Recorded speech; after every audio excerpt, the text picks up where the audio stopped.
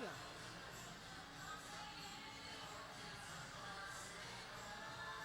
Cek, in-earnya mati.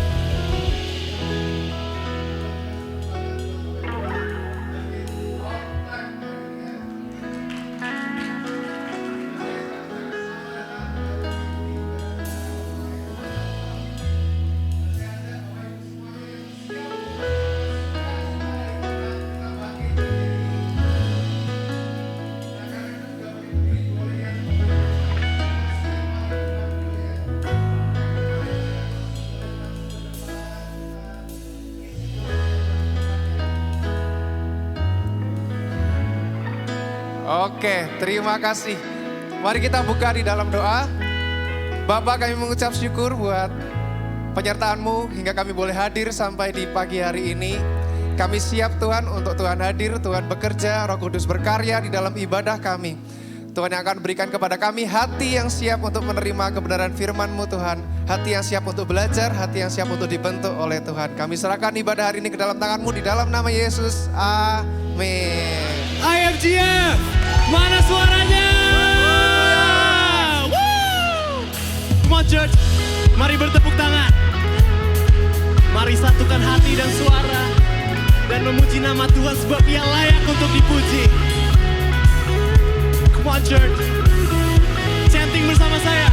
1, 2, 3, go! Come on church.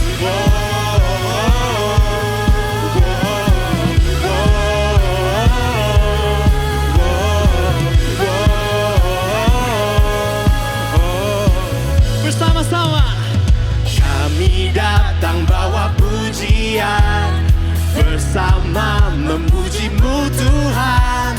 Satukan suara dan nyanyikan suara. Come on dari awal church, here we go. Kami datang bawa pujian, yes, bersama memuji-Mu Tuhan. Satukan suara dan nyanyikan suara kemenangan. Shout Gloria, Gloria,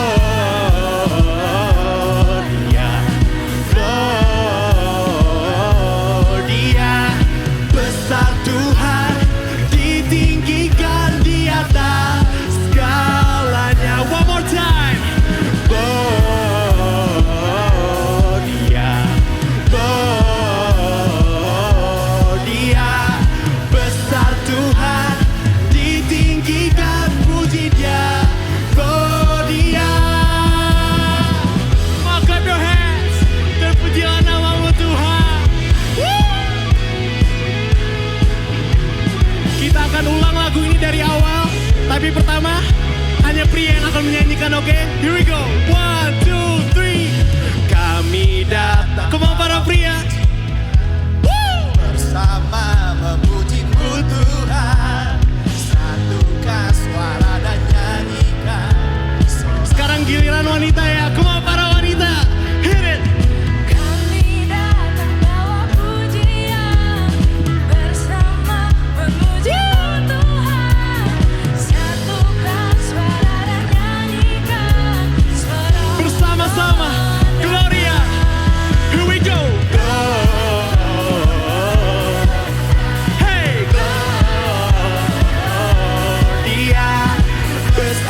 Tuhan ditinggikan di atas segalanya. Sekali lagi.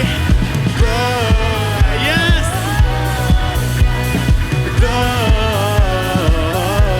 Dia besar Tuhan ditinggikan, puji Dia. Dia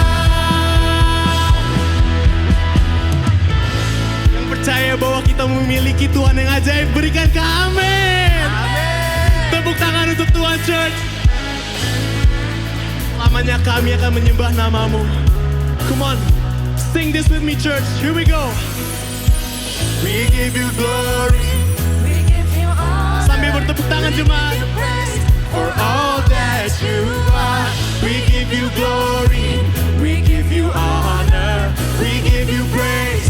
Gloria. Nyatakan jemaat.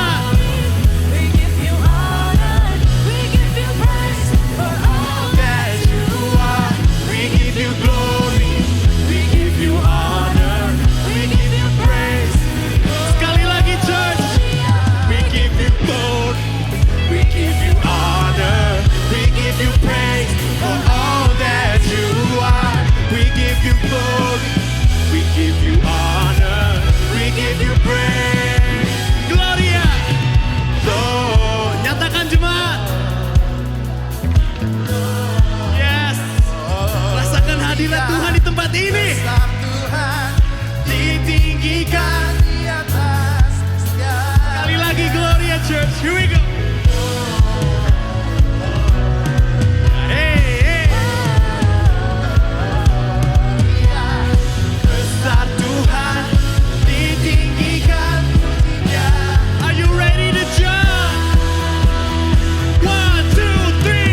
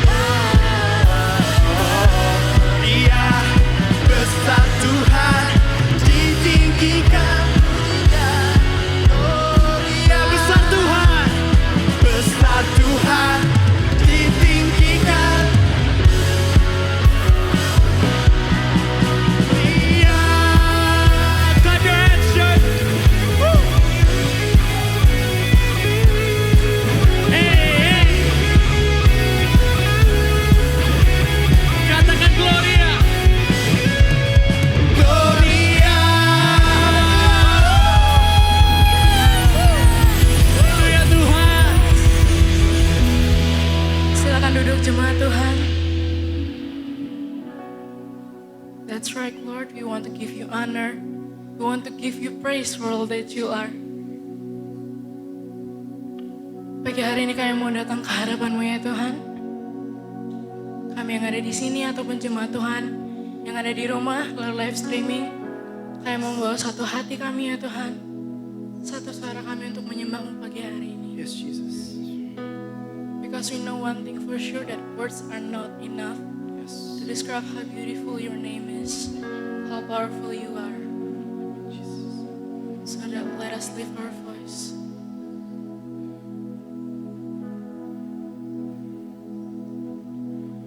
Sungguh besar setiamu,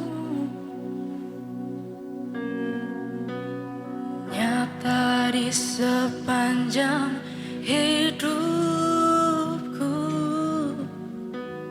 Darah-Mu telah layakkan kehidupanku.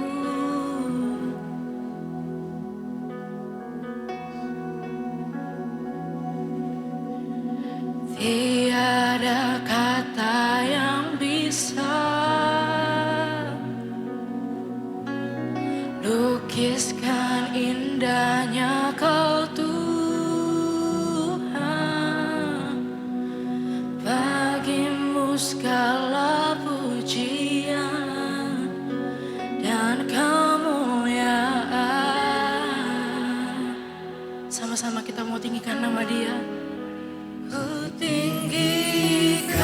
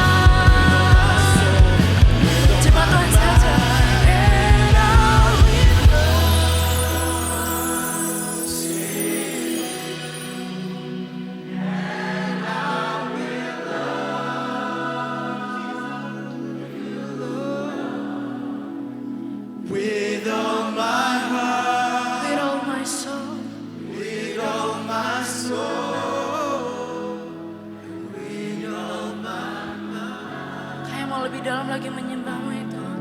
Dengan hati kami, sing I will worship You.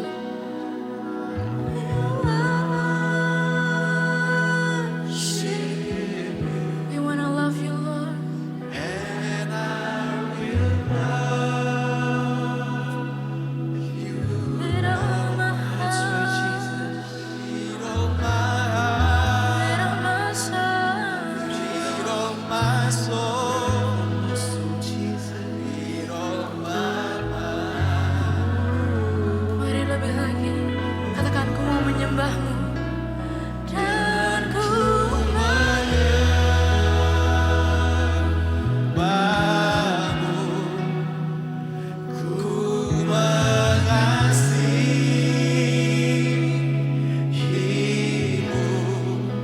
dengan senang hati, senang jiwaku, dan kekuatanku. Katakan ku menyembah-Mu. Ku menyembah-Mu.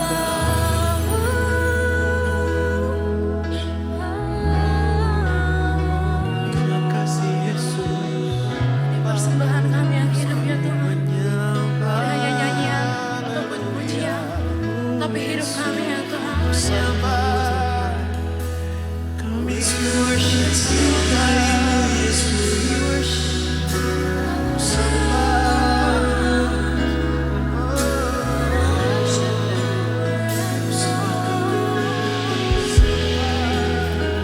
With every breath that I take, with my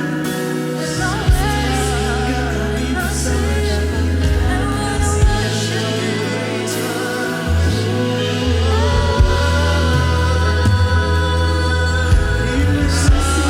Naikkan pujian-Mu dan sembah-Mu hanya untuk Dia.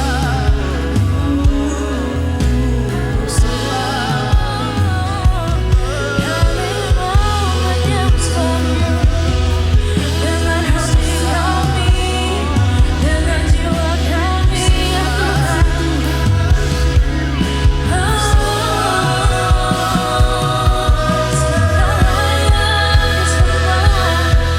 Engkau layak dipuji.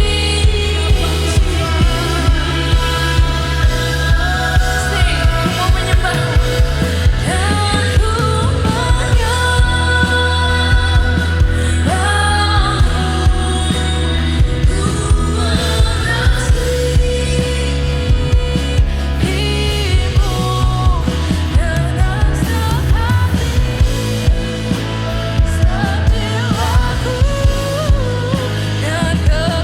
dan ku sekali lagi kita mau nyalakan, kita mau menyembah Dia. Dan ku menyembah-Mu,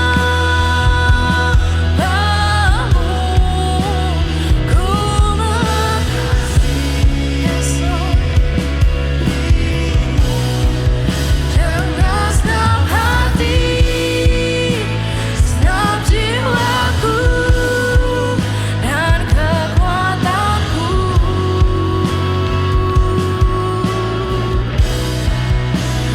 Ku menyembah-Mu. Yes, haleluya, haleluya, kami sembah Engkau Tuhan. Dan kami siap untuk mendengarkan firman-Mu Tuhan pada pagi hari ini. Kami percaya Tuhan, apa yang Kau akan sampaikan pada pagi hari ini akan menjadi satu hal yang baik buat hati kami. Buka hati kami, buka pikiran kami Tuhan, dan tanamkan apa yang mau Tuhan sampaikan pada pagi hari ini menjadi satu hal yang bisa terus bertumbuh dalam hati kami. Yes. Dalam nama Tuhan Yesus kami berdoa. Amin. Amin. Mari sebelum kita duduk, kita angkat Alkitab kita.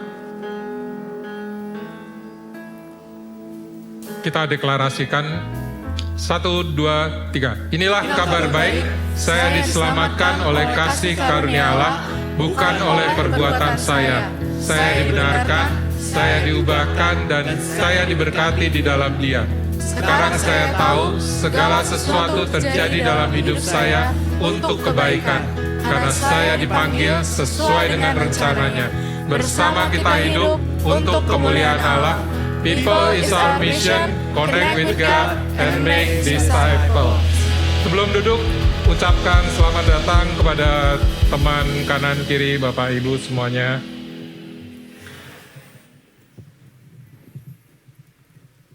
Siapa yang bersuka cita pada hari ini, Bapak Ibu, teman-teman semuanya? Di bulan Desember ini, di bulan terakhir tahun 2025 ini kita mempunyai sebuah tema yang luar biasa, yaitu Legacy of Christ. Kita diajak untuk menyadari satu hal bahwa Natal itu bukan cuman sekedar perayaan ulang tahun. Natal itu bukan cuman sekedar kita mau hura-hura, berhappy-happy di akhir tahun. Tetapi kita mau menyadari bahwa kelahiran Tuhan Yesus adalah satu momen yang itu membuat sebuah intervensi di dalam kerutinan yang ada di dunia pada waktu itu dan di hari-hari ini. Dia datang bukan cuman dengan tangan kosong, dia datang bukan cuman iseng-iseng saja, tetapi Tuhan Yesus datang untuk membawa sebuah warisan, untuk membawa sebuah legacy yang harus juga kita ingat dan kita teruskan kepada generasi-generasi penerus kita. Tuhan Yesus datang untuk menata ulang kekacauan. Tuhan Yesus datang untuk menyingkapkan terang. Tuhan Yesus datang untuk menulis ulang cerita-cerita manusia yang sudah terjadi pada waktu-waktu sekarang ini. Termasuk cerita hidup Bapak Ibu dan teman-teman kita semuanya.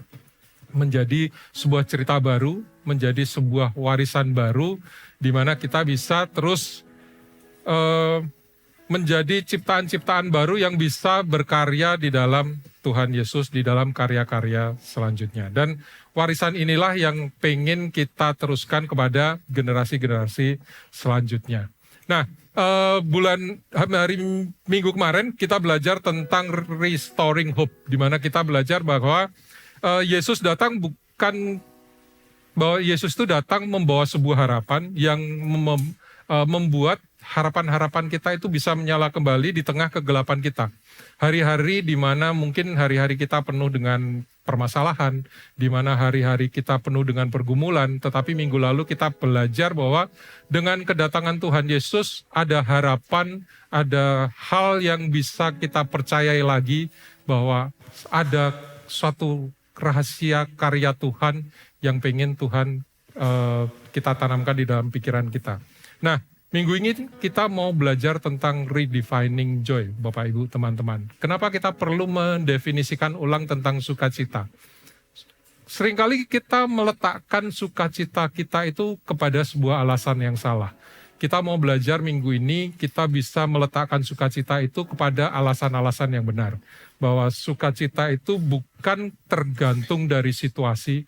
Jadi mungkin kalau Bapak Ibu sekarang datang dengan sukacita, mungkin bisa diperenungkan. Benarkah memang Bapak Ibu merasakan sukacita yang luar biasa?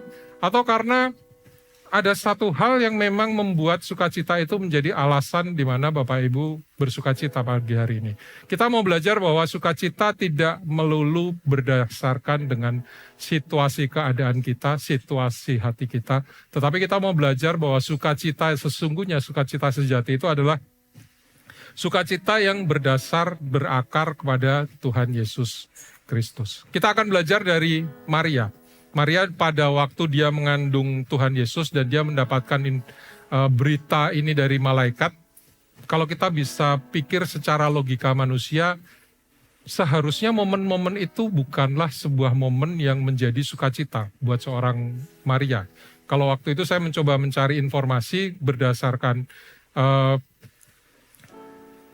budaya dan aturan-aturan zaman Yahudi pada waktu itu, Maria itu kemungkinan besar umurnya masih di angka-angka remaja, masih di sekitar 15, 16, 17 tahun. Mungkin kalau kita sekarang ngomong, oh itu masih umur-umur belum cukup dewasa, itu kan dunia sekarang. Tetapi di masa itu, remaja itu adalah umur 12, 13, 14 adalah waktu yang tepat untuk pertunangan, kemudian menikah, itu di umur-umur sekitaran itu. Kalau Bapak Ibu, teman-teman coba bayangkan, di umur seperti itu kemudian mendapatkan informasi bahwa, hai, kamu mengandung loh. padahal baru bertunangan, belum punya suami, itu seharusnya menjadi sebuah berita yang mencengangkan, menjadi sebuah berita yang menakutkan. Kalau kita ngomong Maria punya hak untuk berada di dalam ketakutan yang sangat luar biasa, di dalam depresi yang luar biasa pada masa-masa itu. Tetapi Maria mengajarkan kepada kita lewat ayat yang nanti akan kita baca bahwa sukacita sejati itu bukan berasal karena hidup kita mudah. Sukacita sejati itu bukan berasal karena hidup kita baik-baik saja. Tetapi justru karena kita mengenal siapa Tuhan kita, siapa juru selamat kita.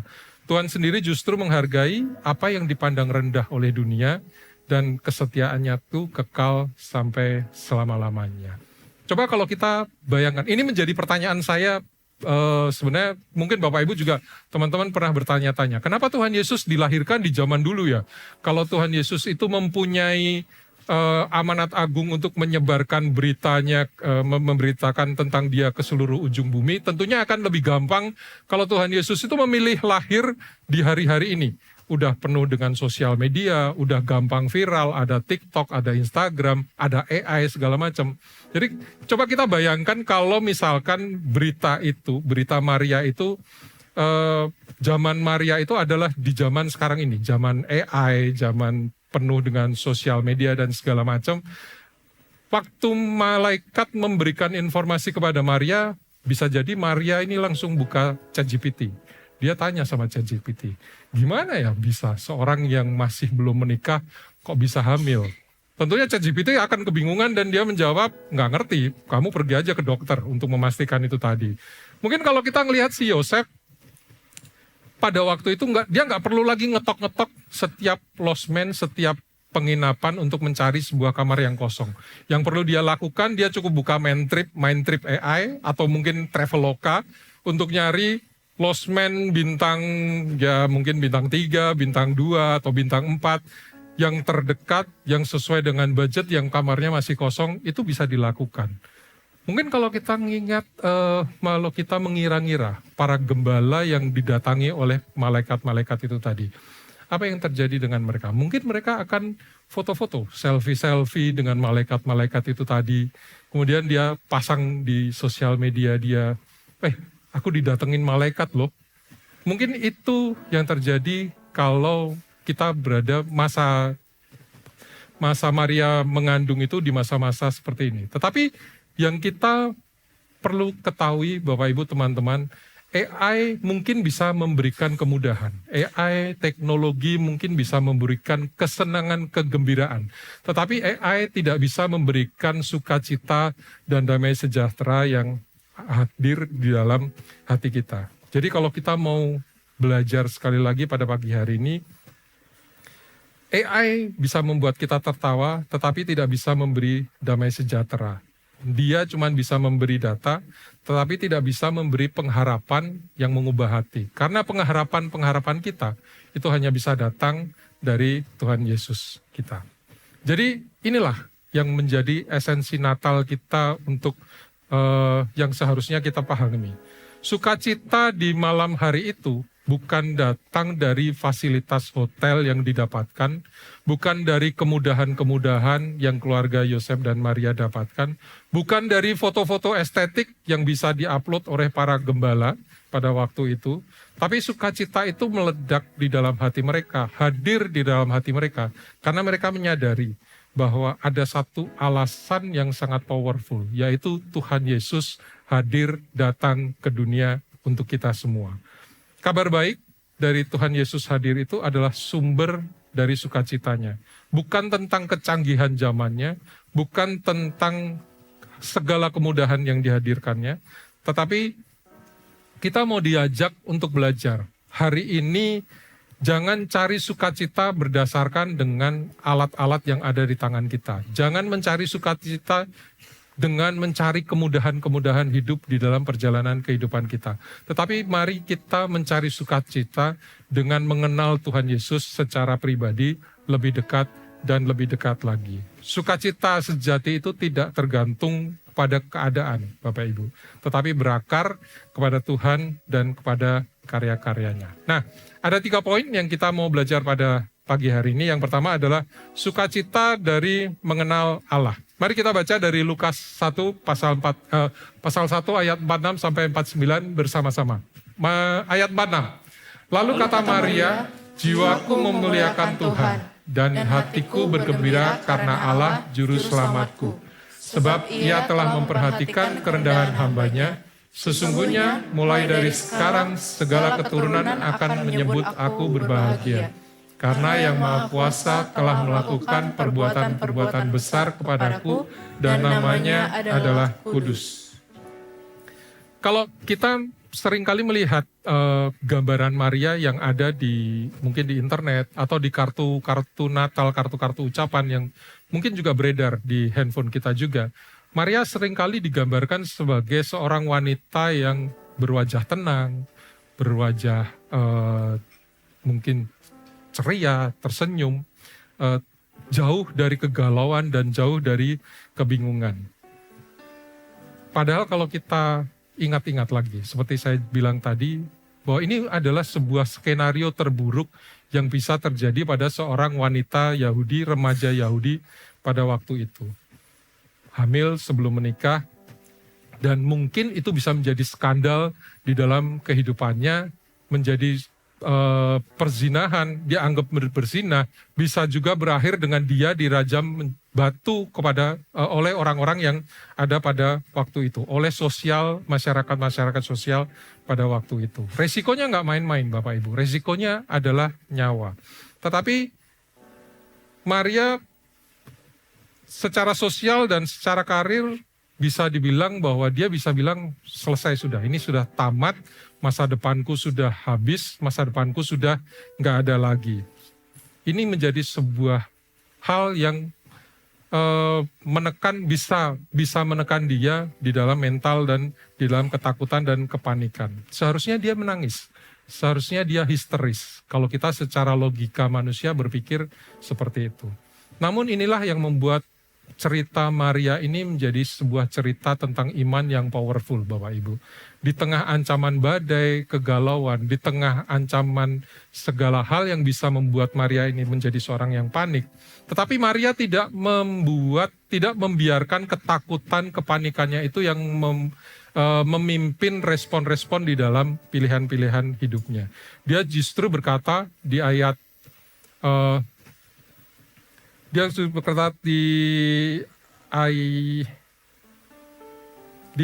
yang di depan ini,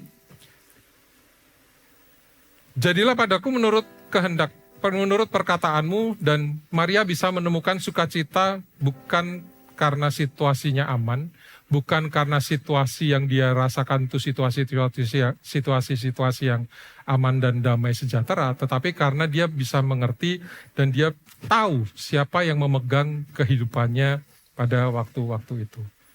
Mungkin kita bisa bertanya-tanya, kalau kita lagi berada di dalam kehidupan yang enggak baik-baik saja, kalau kita lagi berada dalam situasi yang tidak oke, kalau kita lagi dalam tekanan, kita lagi dalam pergumulan, bagaimana kita bisa tetap berada di dalam sukacita yang sejati di dalam kehidupan kita? Karena kalau kita lihat lagi, sukacita Maria itu sekali lagi bukan karena rasa nyaman, bukan karena rasa tenang, tetapi karena Maria punya koneksi yang dekat, hubungan yang dekat dengan Tuhan. Kalau kita lihat di depan, kita lihat dari 3 ayat ini, kita bisa melihat 3 alur yang Maria lewati. Yang pertama, Maria menyerahkan kehidupannya itu di dalam tangan Tuhan. Di Lukas 1 ayat 39 berkata, jadilah padaku menurut perkataanmu. Ini menjadi langkah pertama Maria bahwa kita itu nggak akan bisa bersukacita kalau apa yang menjadi keinginan kita, apa yang menjadi kehendak kita itu masih bertentangan dengan rencana-rencana Tuhan di dalam kehidupan kita. Maria memilih untuk percaya walaupun dia itu belum ngerti, belum paham sepenuhnya sebenarnya apa sih rencana Tuhan dengan dia diminta untuk mengandung Yesus. Ke depan itu kehidupannya akan seperti apa. Dia belum tahu gambaran besarnya seperti apa, tetapi dia memilih percaya. Dia menyerahkan seluruh kehidupannya di dalam tangan Tuhan. Kalau kita di akhir tahun seperti ini, mungkin kita sering mengisi resolusi. kita mengisi rencana-rencana nanti di 2026 itu akan seperti apa. Mungkin kita yang punya pasangan udah merencanakan untuk mau bertunangan, untuk mau menikah. Mungkin kita yang bekerja di kantor udah bersiap-siap untuk ada rencana kenaikan jabatan ataupun apapun itu. Mungkin kita yang di dalam keluarga sudah merencanakan untuk liburan segala macamnya. Tetapi kalau kemudian terjadi plot twist di dalam kehidupan kita, yang karyawan mungkin kemudian perusahaannya harus tutup, harus di lay off, yang pasangan-pasangan mungkin harus putus atau bubar karena rame, kemudian yang keluarga karena satu dan lain hal, perjalanan itu nggak jadi dilakukan, liburan tidak jadi dilakukan. Reaksi yang wajar itu kalau kita kemudian untuk merasa marah, kita merasa kecewa, kita protes sama Tuhan. Kenapa sih Tuhan? Kok Tuhan ngelakuin ini sama aku? Mungkin beberapa dari kita bahkan cukup ekstrim bilang, kok Tuhan jahat sih di dalam kehidupanku? Kenapa Tuhan nggak membuat aku baik? Padahal aku sudah melakukan sedemikian banyak untuk Tuhan. Tapi yang Tuhan mau sebenarnya bukan kita untuk menghilangkan rasa marah itu. Kita boleh untuk marah, kita boleh mengeluh, kita boleh untuk kemudian bersedih hati. Tetapi ambil momen itu sebentar saja. Dan kita bisa berkata sama Tuhan, Tuhan sakit loh. Tuhan ini gak enak loh Tuhan ngalamin kayak gini. Tapi aku percaya Tuhan, apapun yang terjadi, aku serahkan ke dalam tangan-Mu untuk menjadi sesuai dengan kehendak-Mu. Menyerahkan kehidupan kita sesuai dengan kehendak Tuhan, itu menjadi satu langkah awal kita untuk kita bisa merasakan sukacita. Tapi bagaimana kita bisa menyerahkan kepada Tuhan kalau kita nggak mengenal siapa Tuhan itu sebenarnya. Di Lukas 1:47 dibilang, hatiku gembira karena Allah juru selamatku. Maria berkata bahwa dia itu bergembira bukan karena situasinya, tetapi dia bergembira karena Tuhan itu sendiri yang ada di dalam dia. Kalau kita hidup di era-era yang sekarang ini penuh dengan validasi sosial, kita buka Instagram, buka LinkedIn, teman-teman tuh flexing dengan pencapaian-pencapaian, liburan mewah, ataupun keluarga-keluarga yang mungkin nampak sempurna kalau di sosial media teman-teman kita. Rasa insecure itu mungkin bisa datang dan menyerang kita waktu kita melihat story-story dan post-post dari teman-teman kita yang ada di sosial media itu tadi. Mungkin kita bisa merasa kurang ketika kita melihat saldo yang ada di rekening kita. Karena mungkin kita juga bisa melihat status kita nggak setinggi dengan status teman-teman di sosial media kita. Tetapi kita mau belajar dari Maria bahwa jiwa yang melekat kepada Tuhan itu tidak menggantungkan sukacitanya kepada berapa likes yang kita dapatkan, berapa jempol yang kita dapatkan dari sosial media kita. Tetapi waktu kita merasa kecil di hadapan dunia, kita bisa berkata, wait, nilaiku itu tidak ditentukan oleh semua itu. Tetapi nilaiku ditentukan karena Tuhan pencipta alam semesta ini mau turun untuk menebus dosaku dan menyelamatkan aku. Anak yang dikasihi Tuhan Yesus Kristus menjadi sumber sukacita untuk kita semua. Dan kemudian Maria mengakhiri cycle-nya itu dengan kekaguman. Di Lukas 1:49 dibilang, yang Maha Kuasa telah melakukan perbuatan-perbuatan besar kepadaku. Jiwa yang melekat kepada Tuhan itu seperti sebuah kacamata iman. Di tengah segala kesulitan, dia tetap bisa melihat karya Tuhan di dalam kehidupannya. Mungkin kalau saat-saat ini Bapak Ibu, teman-teman sedang merasa di tengah padang gurun, di tengah segala percobaan, cicilan mungkin lagi menumpuk, keluarga mungkin lagi ada yang sakit, tekanan kerja mungkin di tempat kerja lagi tinggi-tingginya, stres lagi tinggi-tingginya. Mungkin rasanya hidup kita akhir-akhir ini lagi sedang penuh dengan masalah. Tetapi orang biasa itu hanya melihat dari masalahnya saja Bapak Ibu, teman-teman. Tapi jiwa yang melekat kepada Tuhan, kita bisa menggunakan iman untuk melihat bahwa ada mujizat-mujizat kecil, ada berkat-berkat kecil yang Tuhan terus letakkan di dalam kehidupan kita.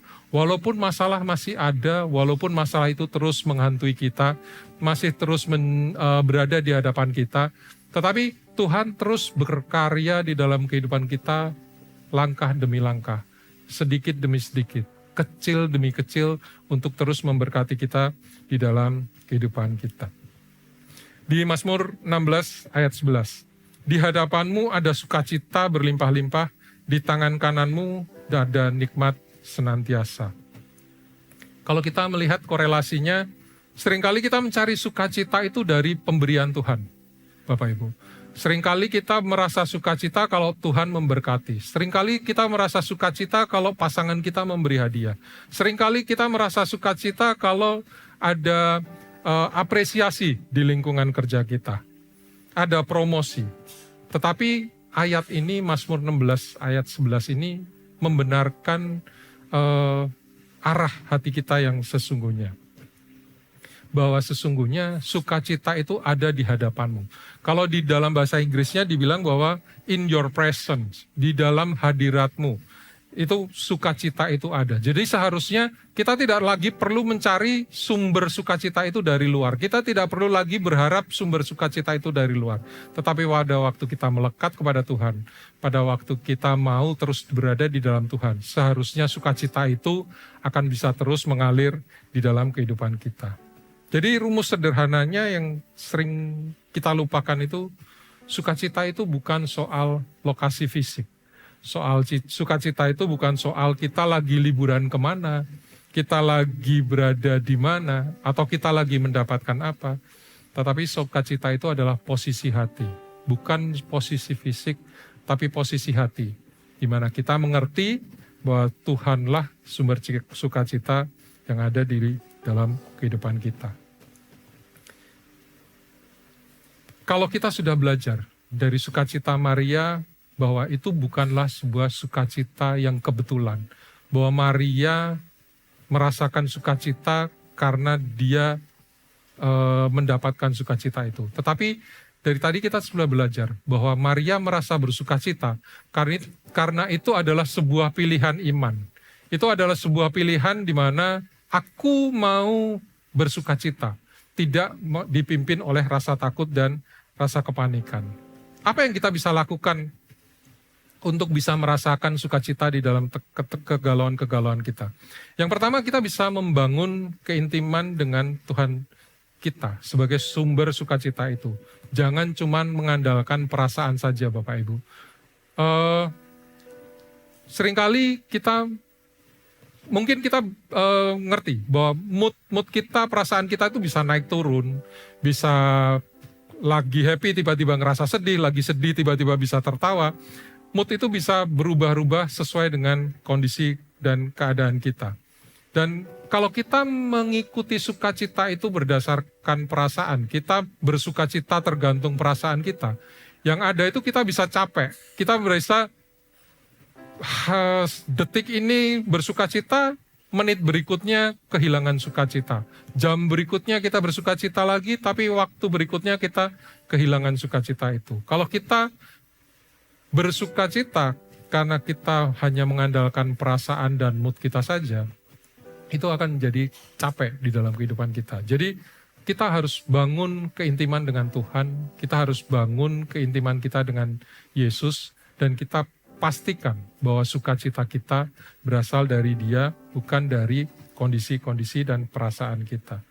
Dan yang kedua tentunya kita harus berani melawan arus, Bapak Ibu. Hal ini butuh keberanian ekstra di dalam kehidupan kita.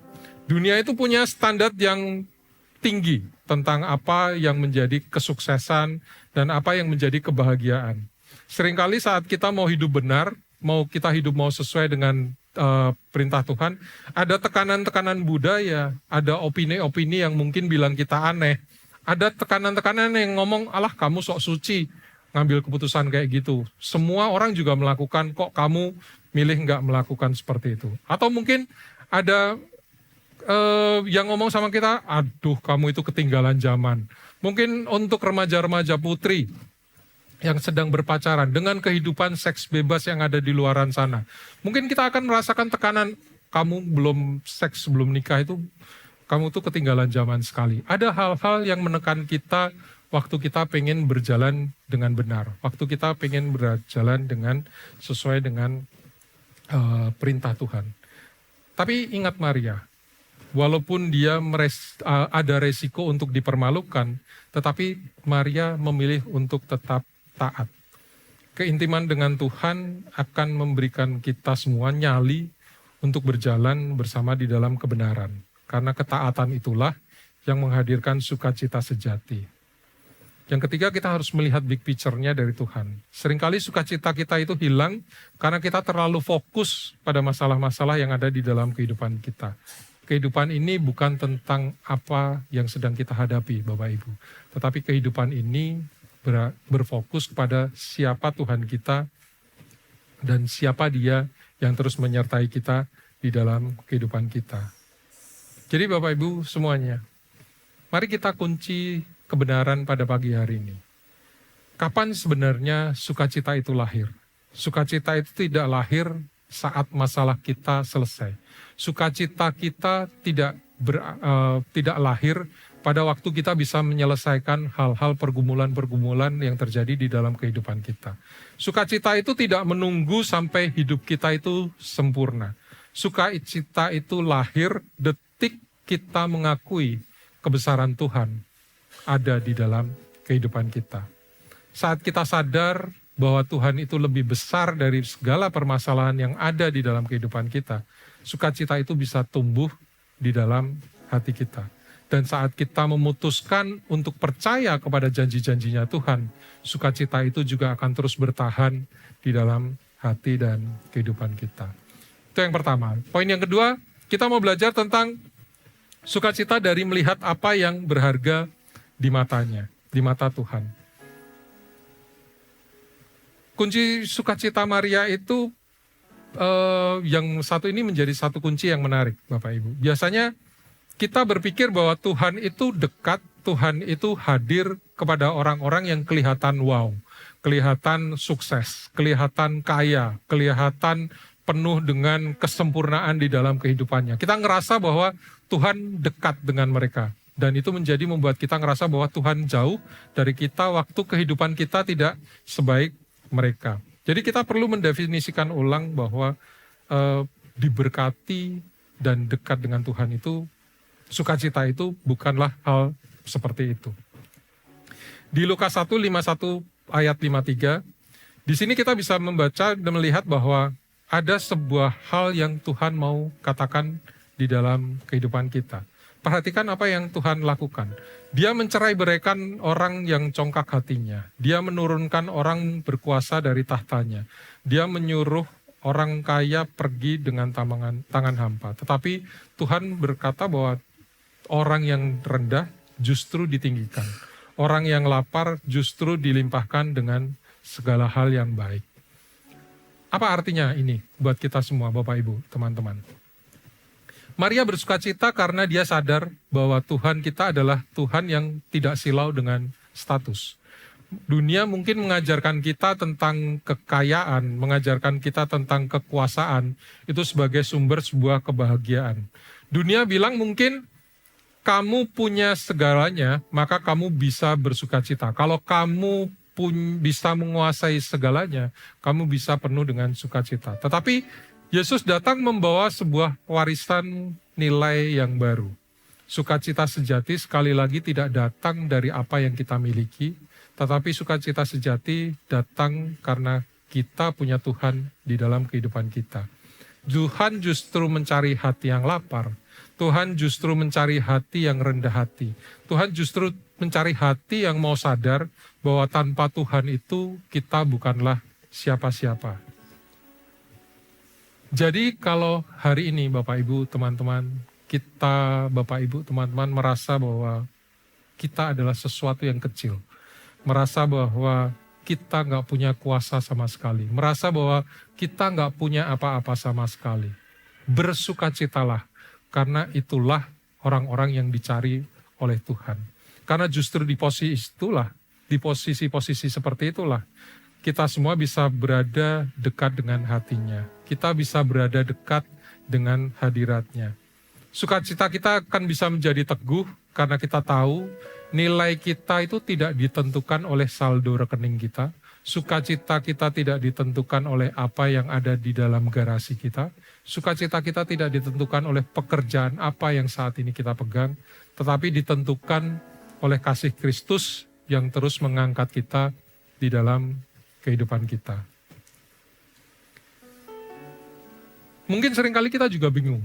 Sebenarnya Tuhan itu nyari orang yang seperti apa sih? Apakah orang yang followernya banyak di sosial media? Apakah orang yang jabatannya tinggi? Ataukah yang paling sukses?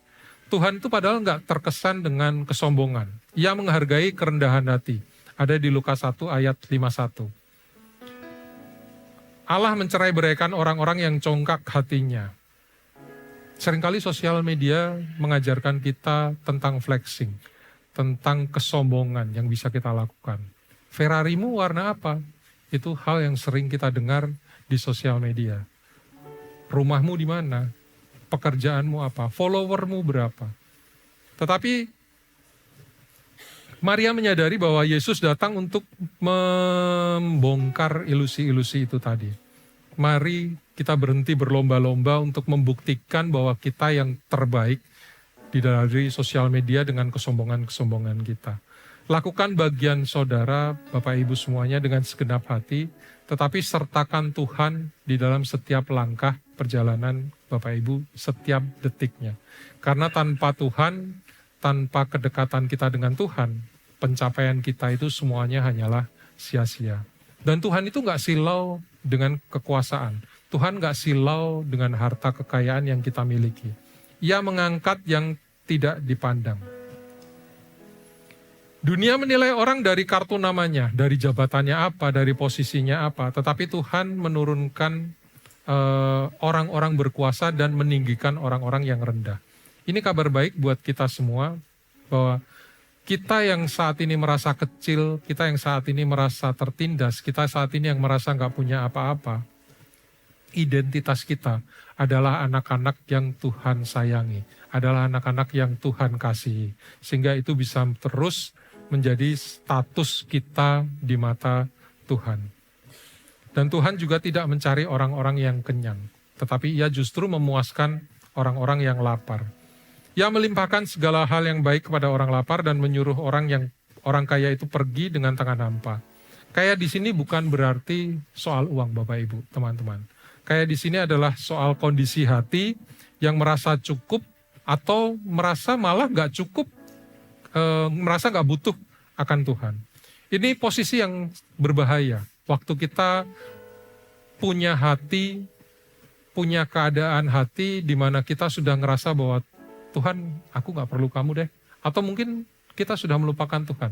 Kemarin-kemarin waktu kita berada di dalam kegalauan, di dalam permasalahan, kita terus meminta penyertaan Tuhan, kita terus meminta berkat Tuhan.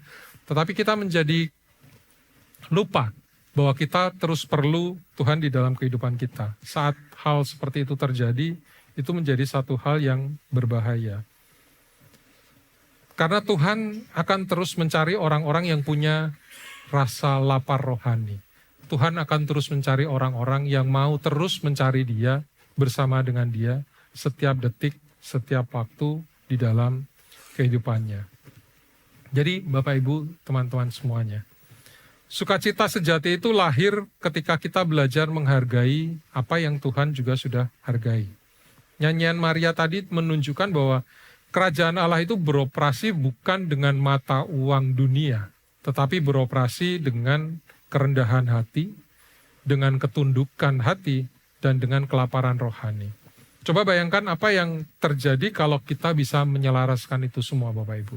Kalau kita punya kerendahan hati, ketaatan, dan kita mau terus belajar mencari Tuhan di dalam setiap langkah kehidupan kita, Tuhan pasti akan terus berada di sisi kita, menambah-nambahkan apa yang Dia rencanakan di dalam kehidupan kita, selangkah demi selangkah, waktu demi waktu, di dalam kehidupan kita. Dan ketenangan, sukacita, itu bisa hadir di dalam kehidupan kita. Sukacita sejati itu hadir ketika kita memandang hidup kita melalui mata Tuhan. Poin pertama tadi kita belajar tentang sukacita itu karena kita belajar siapa Tuhan itu sesungguhnya. Poin yang kedua kita belajar untuk melihat sukacita dari kacamatanya Tuhan. Dan poin ketiga, kita belajar tentang sukacita yang bersandar pada kesetiaannya. Kalau kita perhatikan di ayat 55, Maria menutup nyanyiannya dengan kalimat yang menarik. Seperti yang dijanjikannya kepada nenek moyang kita, kepada Abraham dan keturunannya untuk selama-lamanya. Kalau kita bisa mengingat-ingat, masa Maria dan masa Abraham itu kurang lebih terpisah sekitar 2000 tahun. Selama 2 milenium, 2000 tahun ini, bangsa Israel mengalami masa jaya, kemudian juga ada masa diperbudak, ada juga masa-masa pembuangan, dan juga ada mengalami masa-masa penjajahan Romawi. Seolah-olah mungkin kalau kita lihat Tuhan itu diam terhadap bangsa Israel. Seolah-olah Tuhan melupakan bangsa yang sudah dipilihnya. Tetapi kelahiran Yesus ini membuktikan satu hal, bahwa Tuhan itu tidak pernah lupa terhadap janjinya. Maria bersukacita karena dia bisa melihat track record Tuhan, dia bisa melihat historinya, apa yang Tuhan kerjakan.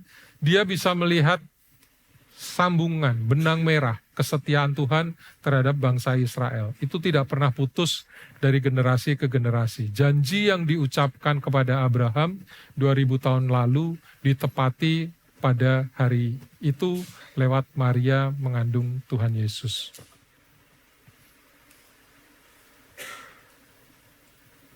Ini bisa menjadi dasar untuk sukacita kita Bapak Ibu. Sukacita yang sejati itu dibangun ketika kita bisa melihat konsistensi kesetiaan Tuhan dalam kehidupan kita. Mungkin hari ini kita sedang menunggu janji-janji Tuhan di dalam kehidupan kita. Mungkin kita ngerasa bahwa saya udah doa loh Tuhan, aku udah doa Tuhan seminggu, sebulan, setahun, bertahun-tahun mungkin kita sudah berdoa untuk sebuah pergumulan. Tetapi mungkin kita masih ngerasa bahwa Tuhan lagi diam. Tuhan belum menjawab doa-doa kita. Tetapi percayalah, Natal ini mengingatkan kita semua. Jika Tuhan setia memegang janjinya kepada Abraham, melintasi ribuan tahun, dibuktikan dengan kehadiran Tuhan Yesus, Dia juga pasti akan setia memegang janjinya untuk setiap kita yang ada di tempat ini. Atas hidup saudara, di musim apapun yang sekarang Bapak Ibu teman-teman sedang lewati. Kesetiaan Tuhan tidak pernah gagal dan tidak pernah hilang. Jadi mari kita luruskan definisi sukacita kita untuk hari ini. Sukacita itu bukanlah sekedar emosi yang naik turun. Sukacita sejati itu seharusnya tidak bisa dicabut oleh hal-hal di luar kita dan di luar Tuhan. Karena sukacita sejati itu adalah Tuhan Yesus itu sendiri. Ketika kita semua punya Tuhan di dalam kehidupan kita, ketika kita dekat dengan Tuhan, ketika kita sering berada di dalam hadirat Tuhan, maka sukacita itu bisa terus mengalir di dalam kehidupan kita. Nggak peduli seberapa pahit hidup Bapak Ibu, teman-teman. Nggak peduli seberapa besar masalah yang sedang dihadapi. Nggak peduli seberapa parah sakit yang kita sedang alami pada saat ini. Tetapi waktu kita dekat dengan Tuhan, sukacita itu boleh terus mengalir di dalam kehidupan kita. Karena apa? Karena Dia adalah Tuhan yang setia, baik dari dulu, sekarang, sampai selamanya. Dan ini bukan menjadi kata-kata indah aja Bapak Ibu. Bukan menjadi sebuah kata-kata yang cuma bisa menghibur kita pada hari-hari. Tetapi di Yohanes 15 ayat 11 dibilang, Yesus berkata, semuanya ini kukatakan kepadamu supaya sukacitaku ada di dalam kamu dan sukacitamu menjadi penuh. Perhatikan bahwa Yesus itu nggak pingin sukacita kita itu setengah-setengah. Yesus nggak mau sukacita kita itu nanggung. Yesus mau sukacita kita itu penuh. Dia mau memberikan sukacitanya. Dia mau memberikan sukacita Tuhan itu supaya kita penuh di dalam hati kita. Jadi kekristenan yang muram itu bukan rencana Tuhan. Kekristenan iman kita yang naik turun, sukacita kita yang naik turun, itu bukanlah rencana Tuhan di dalam kehidupan kita. Karena rencana Tuhan, maunya Tuhan, hati kita itu selalu dipenuhi dengan sukacita untuk kita semua. Mengapa kita bisa saya yakin itu? Karena kita tahu dan kita harus percaya bahwa kesetiaan Tuhan itu enggak musiman Bapak Ibu. Sekarang lagi musim rambutan. Mungkin dalam beberapa waktu yang lalu akan datang rambutan akan bisa hilang. Tetapi kalau kita ngomong tentang kesetiaan Tuhan, itu adalah kesetiaan yang selalu ada di dalam kehidupan ini. Mungkin sekarang ekonomi musimnya lagi nggak baik-baik saja. Mungkin sekarang banyak yang mengeluh bahwa secara ekonomi bisnis lagi susah, pekerjaan lagi susah. Tetapi percayalah, kesetiaan Tuhan nggak seperti ekonomi yang naik turun, nggak seperti grafik keuangan yang naik turun, tetapi kesetiaan Tuhan akan selalu ada di dalam kehidupan kita. Mungkin baju-baju yang kita pakai ada trennya, tapi percayalah kesetiaan Tuhan tuh nggak pakai tren-trenan Bapak Ibu. Kesetiaan Tuhan ada dari dulu, sekarang sampai selama-lamanya. Dan mungkin perasaan kita juga naik turun, tapi sekali lagi percayalah, bahwa perasaan kita, kesetiaan Tuhan itu selalu ada untuk kita. Tuhan kita tidak pernah berubah. Mungkin hari ini kita merasa bahwa Tuhan diam. Mungkin hari ini kita merasa bahwa Tuhan itu jauh. Tapi selalu ingat, diamnya Tuhan bukan berarti dia absen dari kehidupan kita. Diamnya Tuhan itu karena dia lagi merancang satu hal yang lebih baik di dalam kehidupan kita. Dengan caranya yang misterius, di dalam waktunya Tuhan yang sempurna, dia akan selalu bisa menyatakan kehadirannya. Karena Tuhan tidak pernah cuti terhadap hidup kita. Sebagai penutup, Mary sang with joy because her eyes were fixed on God's character, not her circumstances. Maria bisa bernyanyi bukan karena situasinya yang baik, dia masih hamil di luar nikah, tetapi dia masih bisa bernyanyi. Dia masih terancam, tetapi dia bernyanyi dan bisa bersuka cita karena matanya terkunci kepada karakter Allah. Masalah kita mungkin masih akan terus ada. Masalah kita bisa berubah menjadi lebih buruk lagi. Tetapi karakter Allah yang baik dan setia dan berkuasa tidak akan pernah berubah di dalam kehidupan kita. Jadi hari ini Bapak Ibu, mari kita alihkan pandangan kita. Jangan ngezoom kepada masalah-masalah kita. Jangan berfokus kepada masalah-masalah kita. Tetapi mari kita fokus kepada karakter Tuhan yang selalu setia, yang selalu menyertai kita dan menjadi sumber sukacita di dalam kehidupan kita. Kita perlu ngecek, apakah hari-hari ini suasana hati kita itu lagi baik-baik saja? Apakah hati kita itu penuh dengan kegalauan? Mari kita coba jujur. Apakah sukacita kita itu bersandar kepada hal-hal yang bisa kita pegang, entah itu uang, entah itu posisi, atau mungkin bahkan sukacita kita berpegang pada hal yang rapuh, yang bisa hilang kapan saja. Mari kita ubah sukacita kita selalu bersumber kepada Tuhan. Miliki sukacita yang terus berdiri, walaupun badai sedang datang. Miliki terus sukacita yang bersinar, walaupun sedang berada di dalam kegelapan. Dan terus miliki sukacita yang tetap ada, walaupun musim bisa datang silih berganti. Karena bukan saat kehidupan kita baik-baik saja kita bersukacita, tetapi kita bersukacita karena kita punya Allah yang setia, baik dari dulu, sekarang, sampai selama-lamanya. Tuhan Yesus memberkati Bapak Ibu, teman-teman semuanya.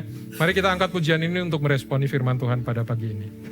Ku berbahagia,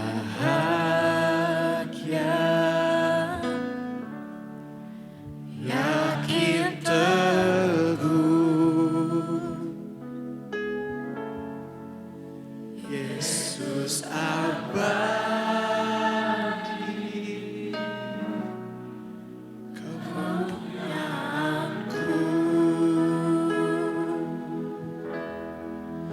Aku warisnya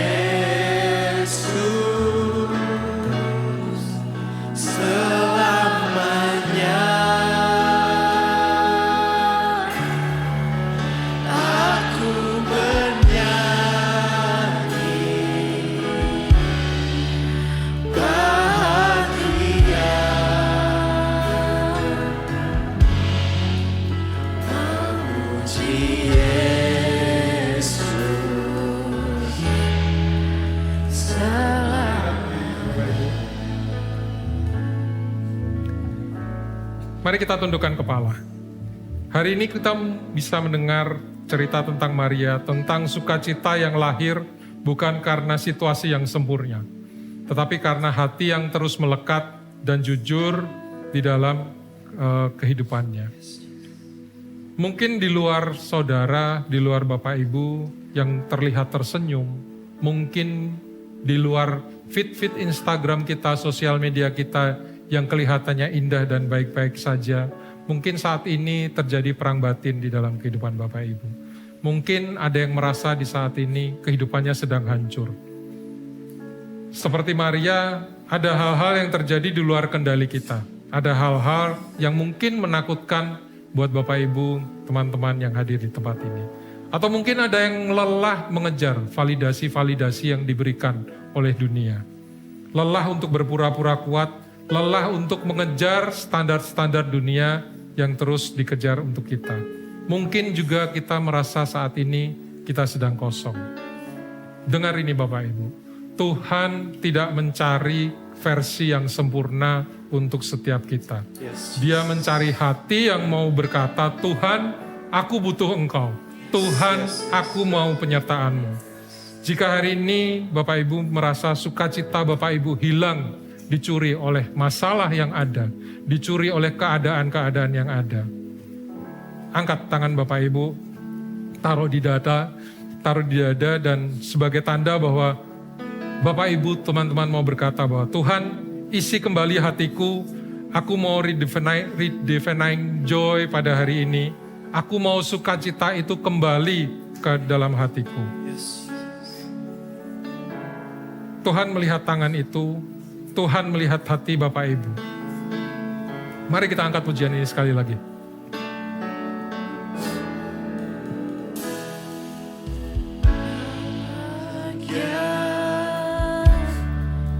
Yakin teguh Yesus abadi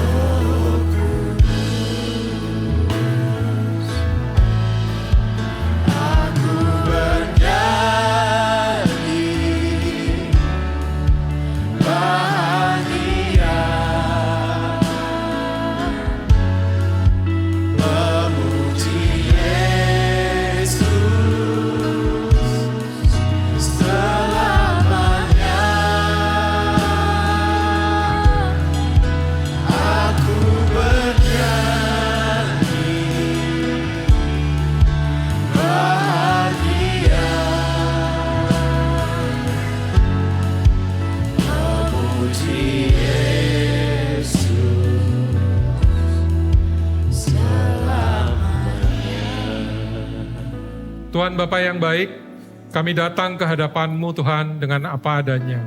Engkau tahu persis Tuhan apa yang sedang kami hadapi minggu-minggu ini, hari-hari ini. Engkau tahu kecemasan yang mungkin tersembunyi di dalam senyum kami, di dalam keadaan kami yang mungkin terlihat baik-baik saja. Ampuni kami Tuhan, kalau selama ini kami masih mencari sukacita di tempat yang salah. Kami masih mencari sukacita itu dari harta, dari uang, pada jabatan, pada pengakuan manusia, atau kami masih mencari sukacita dari situasi yang aman. Dan kami sadar Tuhan bahwa itu sepenuhnya adalah rapuh. Kami serahkan kehidupan kami Tuhan ke dalam tangan-Mu. Penulis skenario yang terbaik di dalam kehidupan kami. Gantikan kecemasan kami dengan damai sejahtera. Gantikan kekosongan kami dengan hadirat-Mu Tuhan. Gantikan ambisi dunia kami dengan sukacita dari kerajaan Allah. Penuhi kami Tuhan, penuhi hati kami yang lapar. Kami tidak pulang dengan tangan yang hampa. Kami mau pulang dengan membawa pribadi Kristus di dalam hati kami. Mulai hari ini, sukacita kami tidak lagi ditentukan oleh musim yang berganti, tetapi dikunci oleh kesetiaan-Mu yang abadi. Terima kasih Tuhan, terima kasih Bapa. Kami percaya pemulihan itu terjadi saat ini juga. Di dalam nama Tuhan Yesus, sumber sukacita, kami berdoa mengucap syukur. Semua yang percaya dan siap bersukacita, mari sama-sama katakan, amin.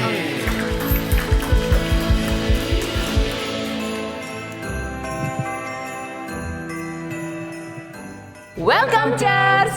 Sebelum kita masuk ke pengumuman, kita mau ingatkan dulu bahwa tema besar di bulan Desember ini adalah Legacy of Christ. Betul, Natal bukan hanya perayaan kelahiran Yesus, tapi perayaan warisan kekal yang Ia bawa. Warisan yang memulihkan, menata ulang, menerangi, bahkan meluris ulang arah hidup manusia. Ia datang bukan hanya sebagai bayi, tetapi sebagai pribadi yang mengintervensi sejarah, mengembalikan harapan yang hilang, memulihkan sukacita yang rusak, dan membawa damai di tengah kekacauan. Dan kita sebagai gereja bukan hanya penerima warisan itu, kita adalah pembawa warisan, pembawa harapan, pembawa sukacita, pembawa damai, dan pembawa terang bagi dunia ini. Kiranya sepanjang bulan ini kita sungguh-sungguh bertanya, warisan apa yang Yesus ingin nyatakan melalui hidupku? Church, kita juga mau ingatkan bahwa IFGF Jogja sekarang punya 3 kali ibadah setiap minggu. Jam 9 dan jam 11 onsite, jam 1 siang online. Jadi makin banyak kesempatan beribadah dan mengajak jiwa mengenal Yesus. Silahkan pilih jam yang paling pas buat kamu. Dan untuk anak-anak, IFGF Kids Christmas akan berlangsung pada tanggal 20 Desember jam 9 pagi. Kalau hari ini ada pertama kali hadir di IFGF Jogja, welcome home. Kalian adalah jawaban doa kami. Kami percaya kedatangan Anda bukan kebetulan, Anda berharga di mata Tuhan, dan kami bersyukur Anda beribadah bersama kami hari ini. Jangan buru-buru pulang setelah ibadah, yuk mampir ke welcoming booth, kami ingin mengenal Anda lebih dekat. Tanggal 25 Desember kita akan rayakan Natal bersama-sama jam 9 pagi. Ajak seluruh keluarga dan teman-teman Anda, mari membuka hari kelahiran Kristus dengan penyembahan dan ucapan syukur. Di 31 Desember kita juga akan menutup tahun dengan ibadah syukur mulai jam 9 malam sampai tiba momennya tahun berganti. Dan seperti keluarga kita akan adakan potluck. Boleh bawa makanan untuk share bersama jemaat. Mari kita akhiri 2025 dalam kesatuan dan sambut 2026 dengan hadirat Tuhan. Church, sekarang kita masuk dalam momen memberi, mengingat bahwa memberi bukan rutinitas, tetapi penyembahan kita kepada Tuhan. Kita bisa memberi melalui transfer bank, kris, dan memberi langsung di lokasi ibadah.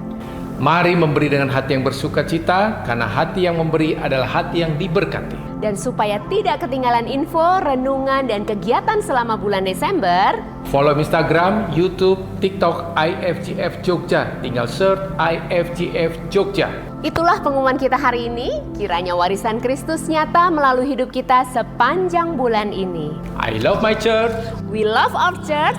Have a blessed week and God bless you. Wow, luar biasa sekali. Mari jemaat yang dikasihi Tuhan, kita angkat persembahan kita, dan yang sudah memberi juga kita akan bersama-sama membaca ayat berikut ini, sehingga ini boleh menjadi kekuatan bagi setiap kita di dalam Amsal 11 ayat 24 dan ayat yang ke-25. Ada yang menyebar harta tetapi bertambah kaya. Ada yang menghemat secara luar biasa namun selalu berkekurangan. Siapa banyak memberi berkat, diberi kelimpahan. Siapa memberi minum, ia sendiri akan diberi minum. Selamat memberi, Tuhan memberkati. Mari kita bangkit berdiri bersama-sama. Tuhan, kami memegang janji ini terjadi di dalam kehidupan setiap kami. Saat kami memberi dengan penuh sukacita, kami percaya Engkau juga bersuka atas pemberian kami. Dan terima kasih Tuhan Yesus, buat janji-janji kesetiaan-Mu yang sudah kami terima sepanjang firman tadi disampaikan. Musim demi musim, Engkau Allah yang setia menjaga dan memberkati kami. Dan mari jemaat Tuhan, angkat kedua tanganmu pada hari ini. Terimalah berkat ini jika engkau baik-baik mendengarkan setiap firman Tuhan, melakukannya dengan setia di dalam kehidupanmu. maka terima janji ini terjadi atas hidupmu. Engkau akan terus naik dan tidak turun. Engkau akan menjadi kepala dan bukan ekor. Apapun yang dikerjakan oleh tanganmu, Tuhan buat itu berhasil. Dan 1 minggu ke depan, terimalah dengan iman engkau akan mengalami sukacita yang abadi, yang sesungguhnya, yang lahir dari persekutuan yang semakin erat dengan Allah Bapa, Tuhan Yesus, dan Roh Kudus. Setiap jemaat Tuhan yang diberkati, boleh sama-sama katakan, amin. Happy Sunday and God bless you.